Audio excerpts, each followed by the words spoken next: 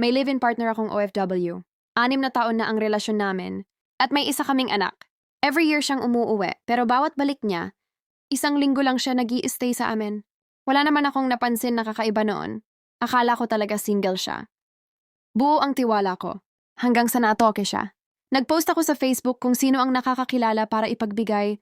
Alam na patuloy na siya. At dun ko nalaman na may asawa pala siya. At may 3 na silang anak. May negosyo kami. May sasakyan. At itong bahay na tinitirhan namin, lahat nakapangalan sa kanya. At nakasingle siya sa birth certificate ng anak namin at siya ang nakalagay na ama. Ngayon, gusto na nilang kunin lahat. Negosyo, sasakyan, bahay. Ayaw pa nila kaming palapitin sa burol niya. Hindi ko alam kung paano ko haharapin lahat ng to. Hindi ko alam kung paano ko poprotektahan ang anak namin. At hindi ko alam kung may karapatan ba ako sa anumang naiwan niya. Kahit alam kong ako ang kasama niya, ako ang nagmahal at ako ang niloko. May karapatan ba ako para sa anak ko? May laban pa ba ako? Ano ang dapat kong gawin?